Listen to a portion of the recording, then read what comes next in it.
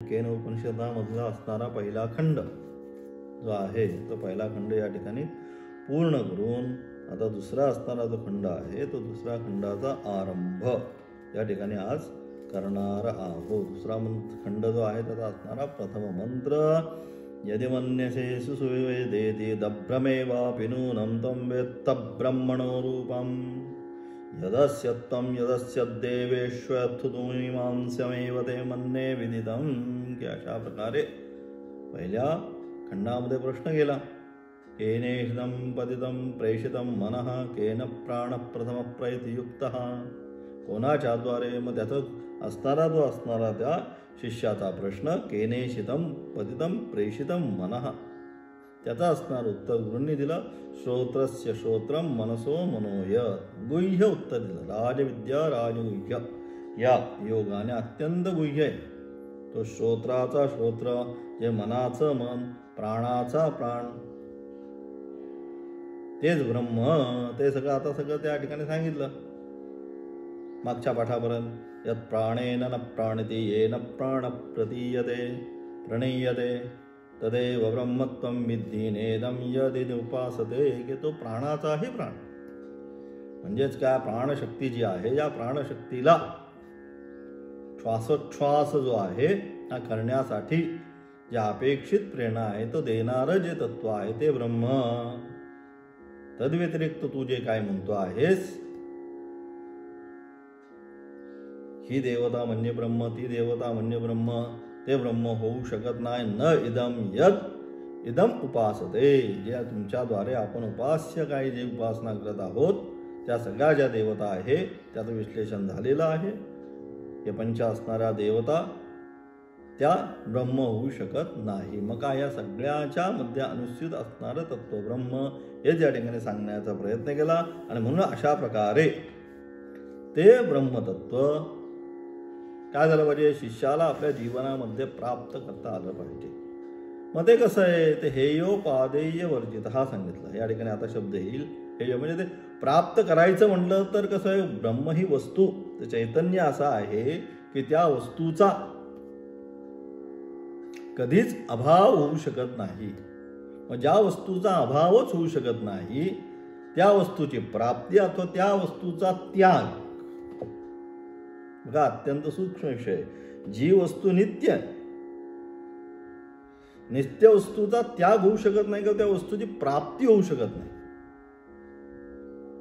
ती नित्यच आहे. फक्त काय होतं त्याचं विस्मरण होतं आपल्याला. माझ्या खिशामध्ये मी काही पैसे ठेवले परंतु काही दुसरं लक्ष विचलित झाल्यामुळे माझ्या लक्षात राहिलं नाही किती पैसे ठेवले. 1000 रुपये ठेवले मी खिशामध्ये पण माझ्या लक्षात आलं नाही किती 1000 रुपये मी माझ्या खिशामध्ये ठेवलेत पण ते तिथेच आहेत. आणि काय झालं एक आठवड्यानंतर ज्यावेळेस शर्ट किंवा जे असेल ते धुवायला देण्यासाठी काढलं तर त्या ठिकाणी काय झालं ते 1000 रुपये मला सापडले. मग सापडले असं ज्याप्रमाणे म्हणता येत नाही कारण का ते तिथेच आहेत. त्याचप्रमाणे हे जे आत्मतत्व आहे आत्मतत्व ते मला सापडलं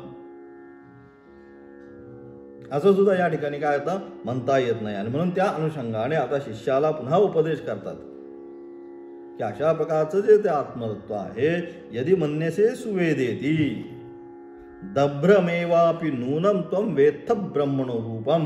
की जर का काय तू जर असं समजत असशील काय समजतोय शिष्य ओहो गुरु मी ते काय ब्रह्मतत्व जाणून घेतलं असं जर का तू समजत असशील कारण काय हे अत्यंत गुह्य तत्व आहे.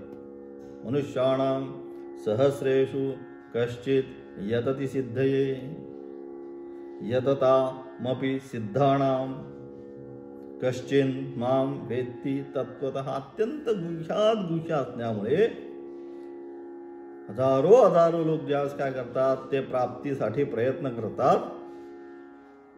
त्यामुळे एखादा यततामपि सिद्धानाम त्यामधला एखादाच काय करतो ते ब्रह्मतत्व जाणण्याचा प्रयत्न करतो. आणि म्हणून अशा प्रकारे तू जर समजत असशील तर म्हणतात यदि मन्यसे दुसरा खंड असणारं पहिलं त्यातला मंत्र, त्या मंत्राचा असणारा अर्थ काय म्हणतायत आता गुरु शिष्याला म्हणतायत यदि मन्यसे सुवेदेति दभ्रमेवापि नूनम त्वं वेत्त ब्रह्मणो रूप. जर तू आपल्या मनामध्ये असं समजत असशील त्या ठिकाणी श्वेतकेतूची असलेली कथा, त्याला वाटतं असंच की हे सगळं मी जाणून घेतलं. मग हे ज्यावेळेस श्वेतकेतूच्या लक्षात येतं की हे सगळंच मी जाणून घेतलं आणि घरी जातो, आणि घरी गेल्यानंतर त्याचा असणार अनुच्चानमानी स्तब्ध एयायम. गुरु म्हणतात की अशा प्रकारे अत्यंत स्तब्ध गर्विष्ठ होऊन घरी गेल्यानंतर काय त्या वडिलांच्या लक्षात येतं की अरे बाबा ह्याने जे तत्व पाहिजे ते तत्वच जाणलेलं नाही. मग वडील श्वेतकेतूला विचारतात, हे श्वेतकेतो, तू गुरु घरी असताना गुरुकुलामध्ये असताना ते तत्व जे यदि मन्यसे सुवेदेती, तू जे म्हणतोयस की ते तत्व मी ग्रहण केलेलं आहे, ते तत्व मी प्राप्त केलेलं आहे, असं जे तू म्हणतोस ते खरंच तू प्राप्त केलंस का आहेस का? श्वेतकेतू वडिलांना म्हणतो, हो हो, मी सगळ्या गुरुकुलामध्ये अत्यंत विद्वान हुशार शिष्य असल्यामुळे मी तत्व निश्चित ग्रहण केलेलं आहे.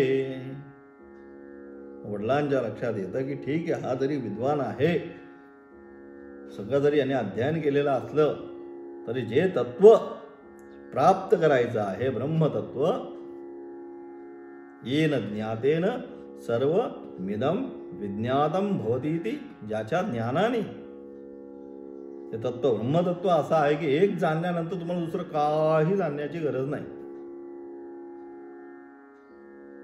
एकदा ब्रह्म जाणल्यानंतर तुम्हाला जीवनामध्ये दुसरं काय म्हणून ते सांगितलं, यस्मात परम न परमस्ति किंचित.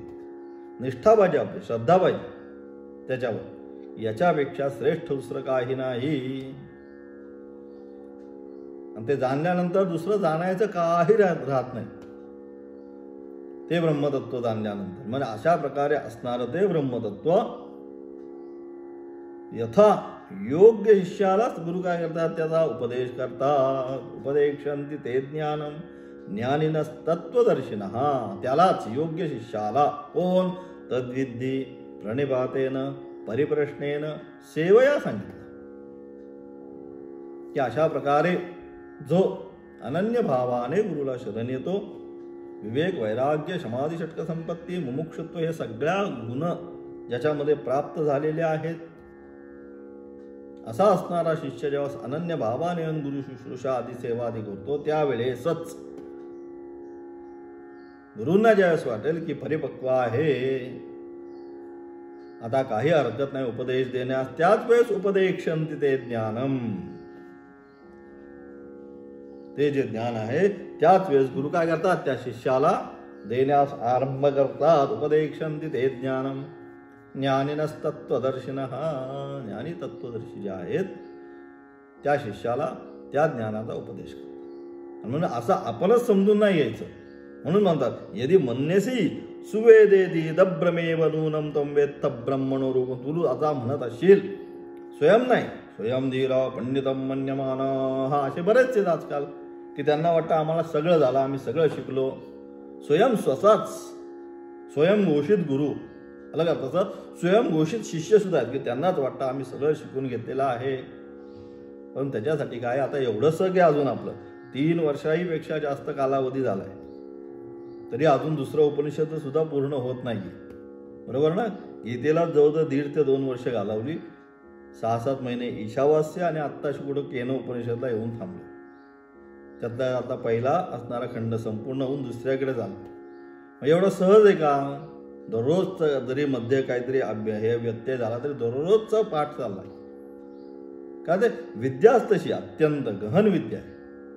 आत्ताशी तुम्हाला लक्षात यायला आरंभ झालेला आहे. तुमच्या बोलण्यावरनं आता लक्षात येतं की आता इतक्या वर्ष ते श्रवण झाल्यानंतर आता तुम्हाला लक्षात यायला लागलं की काय म्हणायचंय. त्यासाठी किती वर्ष घालवायला लागली? आता 2 ते 3 वर्ष जेव्हा घालवली तेव्हा तुमच्या आता लक्षात येते की आता स्वामीजींना नक्की यातनं काय शिकवायचंय, या शब्दाचा नक्की काय अर्थ आहे. त्या म्हणतात राजविद्या राजगुह्य. सांगितलं तरी अर्थाचा भान होणं महत्वाचं आहे. आणि जे स्वयंधीरा पंडितम मन्यमाना आहे की जे स्वतःला आपले गुरु आता स्वतःचे उत्कृष्ट शिष्य समजतात, त्यांना ह्या तत्वाचं ज्ञान होत नाही. म्हणून येन ज्ञातेन शास्त्रम सर्वमिदम विज्ञातम भवतीति, हे शास्त्राचं एकदा ज्ञान झालं म्हणून त्याला सांगते वेदांत सांगितलं. वेदाचा अंत, शेवट. हे शिकल्यानंतर परत काय शिकायची गरज नाही की आता मी वेदांत शिकतो ना आता मी परत अमुक शिकायला जातो, काही नाही. सगळं संपलं इथं या ठिकाणी. येन ज्ञातेन म्हणून सांगितलं. हे एकदा जाणल्यानंतर परत जाणण्याची काही इच्छा होत असेल तर ते आपल्यामधली काहीतरी कमी, आमच्यामधली काहीतरी इच्छा जागृत होते म्हणून आम्हाला तसं वाटतं हे शिकावं ते शिकावं, काही नाही, हे सगळ्यात श्रेष्ठ असं मानून ज्यावेळेस आपण साधना करतो तेव्हाच त्या साधनेची काय होतं, सिद्ध अवस्थेला ती जाते. गीतेमध्ये काय जे काय सगळं सांगितलं की साधनाच आहे, गीतेमध्ये दुसरं काही नाही. गीता ग्रंथ म्हणजे काय, गीता म्हणजे फक्त साधकांनी साधना कुठल्या प्रकारे असावी ते पहिल्यापासून ते शेवटपर्यंत. जिथं मी आणि माझा आहे तिथं शोक आणि मोह आहे, पहिल्या अध्यायातून सांगितलं. असं करत करत सगळं दुसऱ्या अध्यायामध्ये स्थितप्रज्ञा असतील, भाषेत तिसऱ्यामध्ये कर्मयोग सांगितला, ज्ञान कर्म संन्यास योग सगळं करत करत ध्यान योग सांगितला, भक्ती योग सांगितला, सात्विक राजसिक तामसिक गुण कसे आहेत ते सांगितलं. आणि शेवट सगळ्यात सांगितलं काय, सर्व धर्मान परित्यज्य मामेकम शरणम. एका आत्मतत्वाला एकदा तू शरण आलास तर काय, अहम त्वा सर्व पाप, सगळ्या पापांपासून संचित प्रारब्ध आगामी सगळ्यापासून ज्ञानाग्नी सर्व कर्माणी भस्मसात कुरुते अर्जुन. ज्ञान स्वरूपाग्नी एकदा प्रज्वलित झाला येतं की काही राहत. मग काय होतं, अहम त्वा सर्व पापेभ्य मोक्षयिष्यामि. तो परमपुरुषार्थ जो मोक्ष आहे तो मोक्ष मी तुला निश्चितपणे प्रदान करतो. म्हणजे अशा प्रकारे हे तत्वज्ञान जे गीतेने सांगितलेलं आहे, उपनिषदांचं जे तत्वज्ञान आहे हे काय आहे, जीव ब्रह्मपदापर्यंत, जीव शिवपदापर्यंत घेऊन जाणारी विद्या आहे. चिदानंद रूप शिवोहम शिवोहम सांगितलं. मी कोण आहे तर मी सच्चिदानंद स्वरूप असणार ते शिवतत्व जे आहे. आता उद्या शिवरात्री येईल, ते शिवतत्व कसं आहे, सच्चित आनंद स्वरूप आहे आणि तेच मी आहे. अहम ब्रह्मास्मी तत्त्वमसि अयमात्मा ब्रह्म प्रज्ञानम ब्रह्म. चारी असणारी चारी वेदांची जी महावाक्य आहे त्यातनं काय सांगितलं, जीव आणि शिव ऐक्य ज्ञान. जे आत्ता मी ज्याला जीव जीव असं समजतो, जीवाची व्याख्या काय, या जीवामध्ये प्रकृती आणि पुरुषाचा अंश आहे, त्याला आपण जीव असं म्हणतो. वास्तविक आहे आत्माचे परमात्माचे, परंतु प्रकृतीच्या अनुषंगाने मायेच्या अनुषंगाने. म्हणून जीवामध्ये दोन अंश सांगितले त्या ठिकाणी, एक प्रकृतीचा अंश आहे आणि एक पुरुषाचा अंश आहे. तो जीवात्मा काय करतो, मग प्रकृतीच्या अनुषंगाने काय संसाराकडे जाण्याचा प्रयत्न करतो. संसाराकडे का आपण जातो, आपल्याला मग कळतं की सगळं बाबा मिथ्या स्वरूपाचं आहे, काही राहत नाही, काही बरोबर घेऊन जात नाही, तरी सुद्धा आपण संसार चुकतोय का कुणाला, सगळे संसारामध्ये सगळ्यांना सगळं माहिती आहे, तरी हे सगळं एक दिवस सोडून जायचं आहे.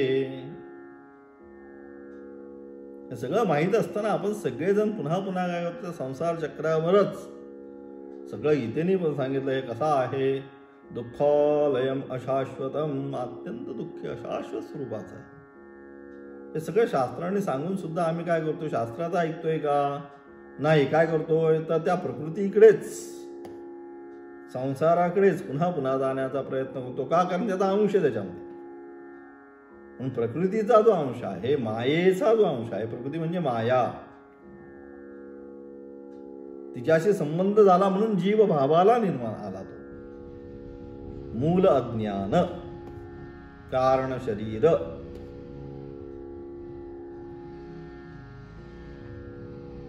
आहे कोण, आत्मतत्वच आहे, परंतु तिच्याशी संलग्न झाला, मायेला ग्रहण केला आणि संसारामध्ये रममान झाला. संसारामध्ये एकदा रममान झाला की काय, पुनरपि जननम पुनरपि मरण, हे चक्र त्याला चालूच आहे. संसार कधी पूर्ण होणार आहे का? संसार कधीच पूर्ण होत नाही. शेवटच्या तंत्रापर्यंत, शेवटच्या क्षणापर्यंत. अगदी रिटायर झाला, अगदी शेवटचा क्षण आला तरी म्हणतो माझं हे बाकी राहिलेलं आहे, माझं तेवढं बाकी राहिलेलं आहे. म्हणजे संसार कधीच पूर्ण होत नाही. कायम संसार अपूर्ण स्वरूपाचा राहणारा तो संसार. आणि पुरुष नित्य प्राप्त आहे. आत्मतत्व कुठंच गेलेलं नाही, ते इथेच याच ठिकाणी आहे. आणि त्या पुरुषाच्या अनुषंगाने काय करतो? मायेच्या अनुषंगाने संसाराकडे आणि पुरुषाच्या अनुषंगाने परमार्थाकडे मनुष्य जातो. सगळं कितीही काही असलं तर शेवटी वाटतं आपल्याला की हा किती संसाराला बस, भरपूर झालं, आता काही नको, आता शांत कुठेतरी बसावं. हा जो मनामध्ये येणारा जो विचार आहे हा परमार्थ तत्वाचा विषय, हा पुरुषाचा विचार. आणि त्या पुरुष प्राप्तीसाठी काय करायचं? काही करायचं, तो तिथंच आहे, इथेच आहे, तो कुठेही गेलेला नाही. फक्त त्याला जाणत काय? तो नित्य प्राप्त आहे. त्याला प्राप्तीसाठी, परमेश्वर प्राप्तीसाठी मी इकडे गेलो त्या परमेश्वराला प्राप्त करून घेतलं. परमेश्वर नित्य प्राप्तच आहे. आत्मा राम सांगितलं, तो राम तिथंच आहे, राम कुठेही गेलेला नाही. पण मग राम का प्राप्त होत नाही? कारण आम्हाला आराम करायची सवय झाल्यामुळे आम्हाला राम प्राप्त होत नाही. आराम करायची सवय म्हणजे सगळं संसारामध्ये हे पाहिजे, ते पाहिजे, रिलॅक्स. जीवन कसं पाहिजे? रिलॅक्स पाहिजे, आराम पाहिजे. मग ज्याला आराम पाहिजे त्याला राम नाही म्हणतात. म्हणून राम प्राप्त करायचा असेल तर काय करायचे? रात्रंदिनाम, हा युद्धाचा प्रसंग महाराज म्हणतात. रात्रंदिवस या ठिकाणीच काय करायचंय? युद्ध करायचं. आणि म्हणून अशा प्रकारे ते ब्रह्मतत्व जे आहे, ते ब्रह्मतत्व किंवा ते आत्मतत्व प्राप्त करण्यासाठी कुठेही जायचं नाही, तिथंच आहे. एहो पादेय वर्जितः म्हणून सांगितलं. प्राप्त करण्याची पण गरज नाही आणि त्याग करायला, त्याग करणार तरी कुठे? एकच तत्व आहे. अन्य वस्तूच्या अभावात तत्सम किंवा त्याच्या व्यतिरिक्त अन्य वस्तूच नाही, एकच आहे. समुद्राच्या मध्यभागी उभं राहिल्यानंतर आणि जर म्हटलं थोडं पाणी पाहिजे तर समुद्रात पाणीच आहे, परत दुसरं पाणी तर आणण्याची गरज नाही. तर सर्व एक अंशू, सर्वत्र एकच तत्व ते असल्यामुळे ते पुन्हा प्राप्त होऊ शकत नाही. किंवा त्या त्याग आता मी करतो म्हटलं ते त्याग करू शकत नाही. आणि म्हणून अशा प्रकारे तू जो म्हणत असशील, काय म्हणत असशील तू? यदि मन्यसे सुवेदेती दभ्रमेवा पिनूनम त्वं वेत्त ब्रह्मणो रूपम. तू जर का असं समजत असशील काय की मी ब्रह्म जाणतो, तर तू त्याचा थोडासा तू जर म्हणत असशील की मी जाणतो, तो तू पूर्ण नाही. ज्यावेळेस तू म्हटलास की मी जाणतो, म्हणजेच काय झालं त्या ठिकाणी? मी जाणतो. मी ज्या ज्या ठिकाणी आला त्या त्या ठिकाणी संसार आला, एवढं आपण लक्षात ठेवा. म्हणून ज्याचा जेवढा मी लहान तेवढा त्याचा संसार लहान, ज्याचा मी जेवढा मोठा तेवढा त्याचा संसार मोठा. म्हणून काय? मग काय? मीचा नाश म्हणजेच स्वतःचा नाश म्हणजेच परमेश्वर प्राप्ती. अहमचा, मी म्हणजे काय? संस्कृतमध्ये अहम. हा जो अहम आहे, हा जोपर्यंत आहे मी मी मी, हा जोपर्यंत परिपूर्ण नाश होत नाही तोपर्यंत परमेश्वराची प्राप्ती होत नाही.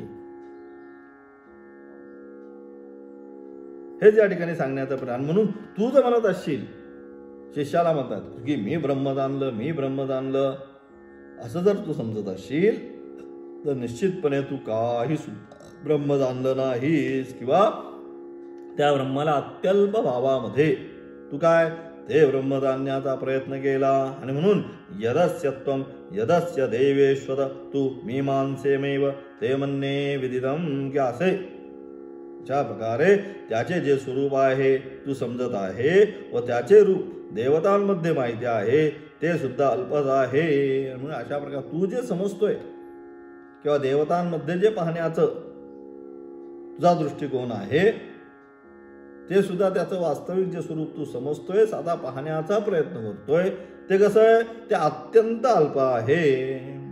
तू अजून यथार्थ स्वरूपाने ते ब्रह्मतत्व आहे, ते ब्रह्मतत्व यथार्थ स्वरूपाने तू अजून जाणलं नाहीस. आणि म्हणून तुझ्यासाठी, आणि म्हणून तुला काय केलं पाहिजे? तू म्हणतोयस मस्त की मी जाणलं, मला माहिती, परंतु वास्तविक अजून तुला तत्वतः कळलं नाही. एखाद्या गोष्टीचं ज्ञान होणं तत्वतः. म्हणून ज्ञान आणि विज्ञान सांगितलं. ज्ञान म्हणजे ज्ञान. आता आपल्याला काय आपण ज्ञान करून घेतोय, पण विज्ञान म्हणजे आचार्य म्हणतात आचार्यांच्या भाषेमध्ये विशेष ज्ञानम विज्ञानम. विशेष म्हणजे अनुभवयुक्त. त्याचा अनुभव आता आला पाहिजे. अनुभव आला पाहिजे म्हणजे संसारामध्ये असणारी आसक्ती. आता वेदांत शिकला पुन्हा संसाराला लागला काही त्याचा उपयोग नाही. संसारामध्ये जी आपली आसक्ती आहे, संसारामध्ये आसक्ती आता काय झाली, कमी कमी व्हायला पाहिजे. जो राग लोभ जे हे पाहिजे ते पाहिजे सगळ्या गोष्टी काय व्हायला पाहिजे, आता एक एक एक एक एक एक एक एक क्रॉस व्हायला पाहिजे. हे नको, ठीक आहे ठीक आहे. मग कसे असणारी अंतःकरणाची भावना कशी झाली पाहिजे, ठेविले अनंते तैसेची राहावे, चित्ती असू द्यावे समाधान. ठेविले अनंत तैसेची राहावे. परमेश्वराने ज्या अवस्थेमध्ये आम्हाला ठेवलेलं आहे त्या अवस्थेमध्ये राहण्याचा प्रयत्न केला पाहिजे. चित्ती असू द्यावे समाधान सांगितलं. मनाची जी असणारी अवस्था आहे ती कशी समाधान वृत्तीची पाहिजे. ठीक आहे, एवढं मिळालं ना त्यात समाधान. म्हणजे काय होतं, बाकी जो उपद्व्याप आहे तो बाकी उपद्व्याप होत नाही. आता समाधानी आम्ही कोणीच नाही. आता जर जगतामध्ये पाहिलं तर हे बीपी मधुमेह हे काय जे जे जे जे चाललेत ना सगळीकडं, त्याचा अत्यंत प्रादुर्भाव होतोय या दोन गोष्टींचा. का, समाधानी वृत्तीच राहिली नाही. हा मूल प्रश्न आहे. हे पाहिजे ते पाहिजे अमुक पाहिजे तमुक पाहिजे ते करण्याकरता एवढं पळणं आहे की असलेल्या विषयांचा उपभोग घेण्यासाठी सुद्धा त्याला वेळ नाही. 50 लाखाचा फ्लॅट घेतलाय, पण त्याचे हप्ते भरण्याकरता सकाळी जे 6 वाजता घरातून जायचे ते रात्री 10 वाजताच घरात यायचे. म्हणजे जो एवढा मोठा आहे त्याचा उपभोग घेण्याचा काय काही नाही. हे असं चाललंय आमचं सगळं. कारण का, समाधान वृत्ती नाही. अधिक पाहिजे अधिक पाहिजे अधिक पाहिजे. आणि या अधिकाच्या नादामध्ये काय होत आहे, हे सगळे जे आता जे प्रश्न दिसत आहेत आपल्याला लोकांमध्ये असणारं high pressure, depression, attack, BP, हे सगळ्याचं मूलभूत एकच तंत्र आहे की समाधानी नाहीये मनुष्य. म्हणून काय केलं पाहिजे, समाधान राहिलं पाहिजे. म्हणून तुला पण तू जर म्हणत असशील की मी ब्रह्म जाणलं, तर तू जे तत्वतः नाही तुला अजून त्याची प्राप्ती. म्हणून तुला काय केलंय, म्हणून तुझ्यासाठी ब्रह्म विचारणीय आहे. म्हणून काय केलं पाहिजे, तू त्याचा पुन्हा पुन्हा या ठिकाणी ते ब्रह्मभावाचा तत्वतः या ठिकाणी विचार केला पाहिजे. काय म्हणतात तो आचार्यांचं असणार भाष्य आरंभ करू. या ठिकाणी आचार्य म्हणतात पहिल्या खंडामध्ये, पहिला जो खंड आहे काय, पहिल्या खंडामध्ये केनेशितम पतितम प्रेषितम म्हणा इथं आरंभ केलेला असणारा पहिला खंड.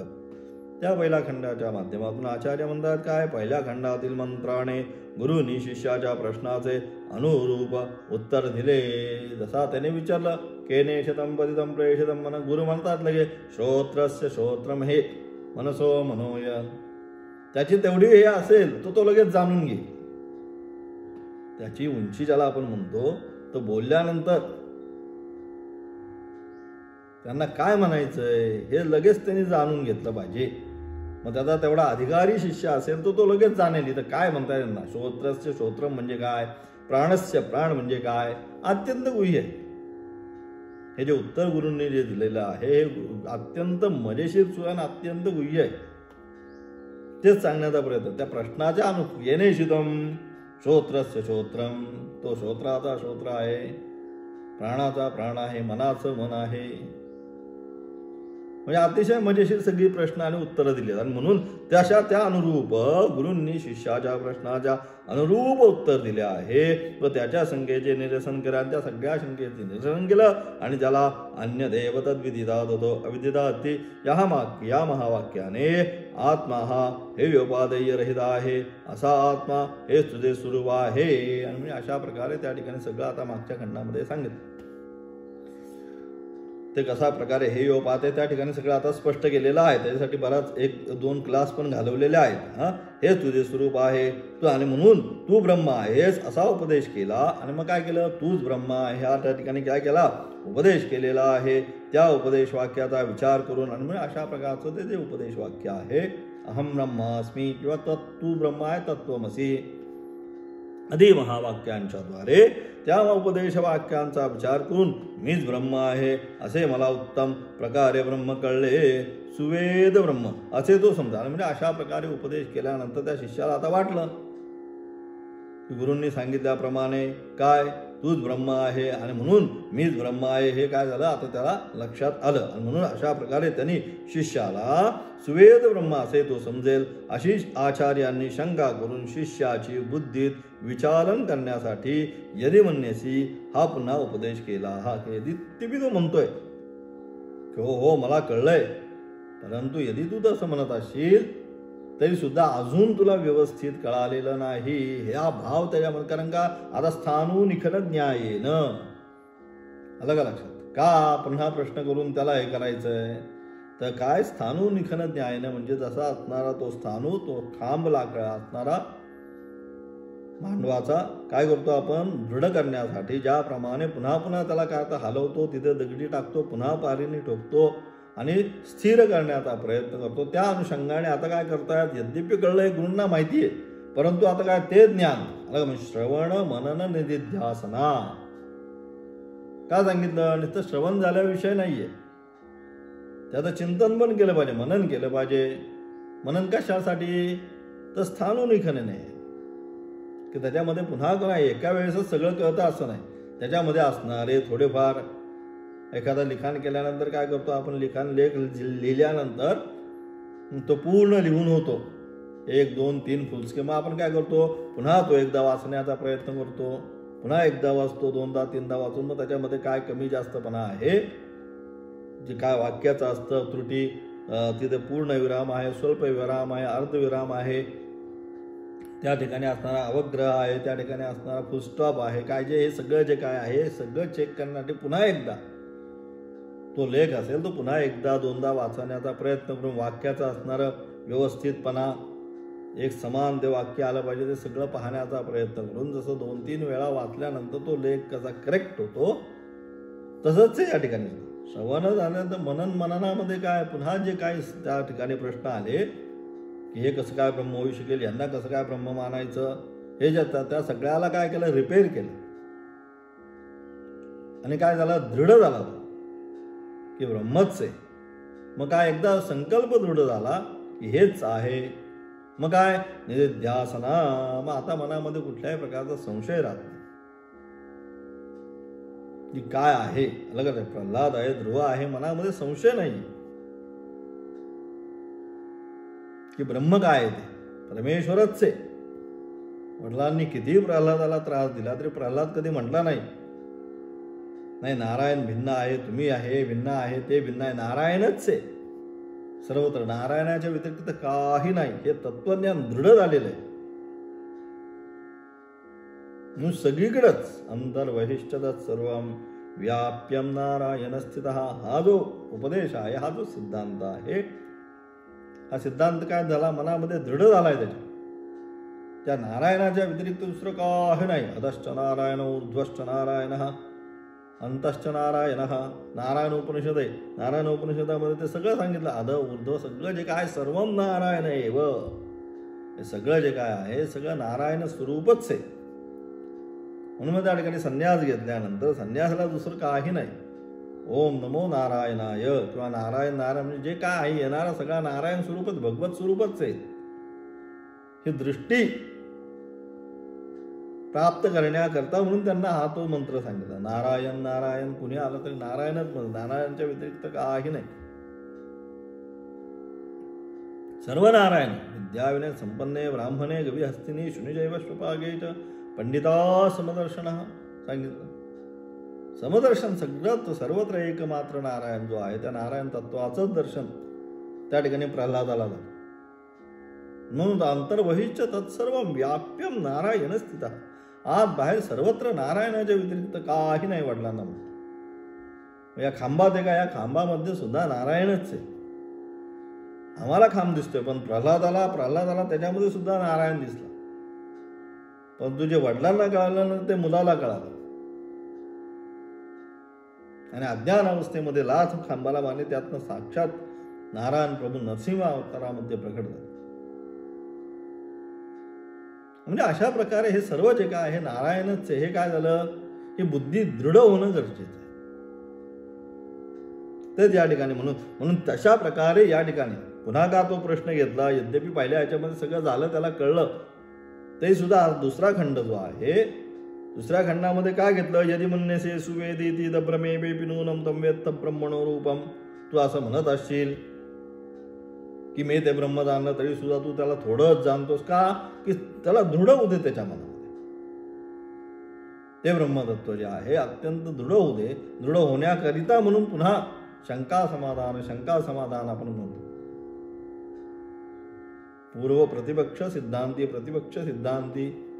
करत आपण ते सगळं सोडवण्याचा प्रयत्न करतो.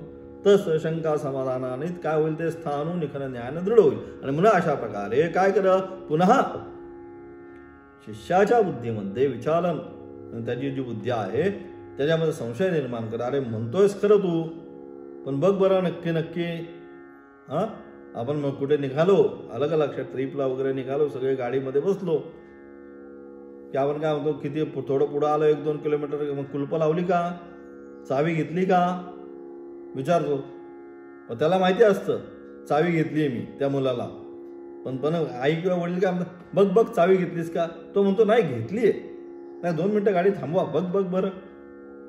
मग शेवटी गाडी थांबवून जे त्याची पर्स असेल, काय असेल त्याचं ते पाकिट, ते उघडून तो चावी काढून दाखवेल, हे बघा चावी घेतली. त्यावेळी मग यांचं समाधान, आता घेतली. यांना माहिती होती की घेतली आहे, परंतु का दृढता आहे की घेतलीच आहे. तसं जाणलं ब्रह्म, परंतु पुन्हा संशय का, पुन्हा प्रश्न का काढला की दृढता या बुद्धी आता विचलित होतं का, नाही ब्रह्मच आहे. म्हणून त्या बुद्धीमध्ये काय केलं या ठिकाणी, आणि म्हणून अशा प्रकारे त्याच्या बुद्धीमध्ये संशय निर्माण करून पुन्हा ते स्थिर करण्यासाठी म्हणून या ठिकाणी सांगितलं. आणि म्हणून अशा प्रकारे अशी आचार्यांनी शंका करून शिष्याच्या बुद्धीत विचालन करण्यासाठी यदि म्हणण्यासी हा पुन्हा उपदेश या ठिकाणी केलेला आहे. कोणी म्हणतील शिष्याने मी ब्रह्म चांगले जाणले असे जर सांगितले, तर त्याला ब्रह्माचे ज्ञान निश्चित झाले. मग त्याच्या बुद्धीचे विचालन करण्याचे कारण काय. तो म्हणतोय ना, काय म्हणतोय की मी ब्रह्म जाणलेला आहे, तुम्ही काही काळजी करू नका. मग एकदा तो म्हटला मी ब्रह्म जाणला आहे, मग पुन्हा त्याचे बुद्धी विचालमान करण्याचं काय कारण. कशाला त्याची परत बुद्धी विचालमान करायची, किंवा त्याच्या बुद्धीमध्ये पुन्हा संशय निर्माण करण्याचं काय कारण. तो म्हणतोय ना, त्याचं उत्तर सांगतात. मुनी म्हणतील शिष्याने मी ब्रह्म चांगले जाणले असेल, तर त्याला ब्रह्माचे ज्ञान निश्चित झाले आहे. मग त्याच्या बुद्धीचे विचालन म्हणजे संशय करण्याचे काय कारण. त्यास उत्तर देतो, जर ब्रह्मसुवेद अशी बुद्धी यथार्थ निश्चित असती तर इष्टापत्ती झाली असती. पण बुद्धी निश्चित नाही, कारण जी वस्तू वेद्य आहे ती जर ज्ञानात विषय झाली तर ती चांगली समजली असे समजण्यास हरकत नाही. अग्नीला विषय होणारे त्याहून वेगळे असे जे दाह्य काष्ट त्या अग्नीने जाळले असे म्हणता येणे योग्य नाही. आता त्याचा असणारं विशेष व्याख्यान लागतं किंचित हे सूक्ष्म विषय झाला या ठिकाणी. त्याचा असणारं विशेष आता हे व्याख्यान आहे, हे पुढच्या पाठाला इथनं आपण आरंभ करू. ओम तत्